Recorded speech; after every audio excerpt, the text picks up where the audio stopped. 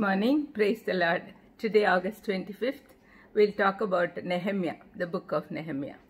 Nehemiah 6:15 says, "So the wall was finished in 52 days." Nehemiah, a contemporary of Ezra and cupbearer to the king in Persian palace, King Artaxerxes, leads the third and last return to Jerusalem after the Babylonian exile. This book covers a span of 19 years, 444 to 425 BC. His concern for the welfare of Jerusalem and its inhabitants prompts him to take bold action.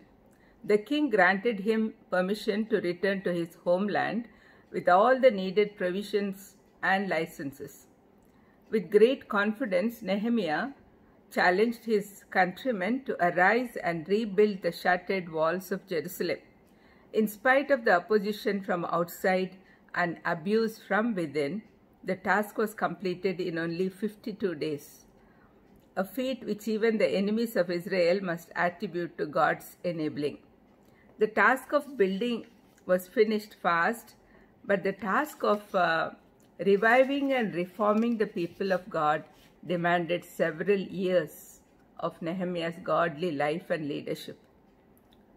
As cupbearer to Artaxerxes I, Nehemiah had a great responsible position. His role of tasting king's wine to prevent him from being poisoned placed him in a position of trust and confidence as one of king's advisors. He was willing to give the luxury and ease of the palace to help his people.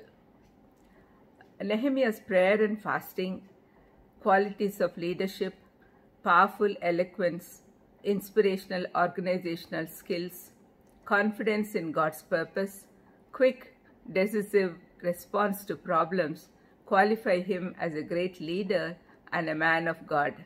Whenever we think of a good leader, we have to read the book of Nehemiah, how he performed his duties as a leader. Nehemiah typifies Christ by the life he modeled. 4 lasting principles stand out in Nehemiah. First is, compassion is the springboard of obedience to God's will.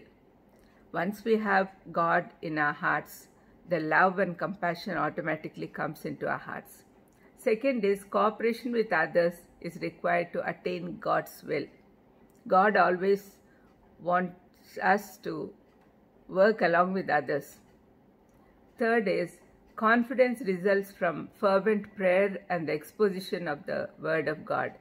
He was very strong in prayer and gives all glory and credit to God. Fourth is, courage will manifest itself as sanctified tenacity in refusing to compromise on the conviction that one is doing God's will. Let's all develop these qualities. Let's pray. Lord, thank you for teaching us about Nehemiah, who had the burden to rebuild the walls of Jerusalem. Please give us the burden to build others' lives and bring them to you. In Jesus' precious name I ask. Amen. God bless you.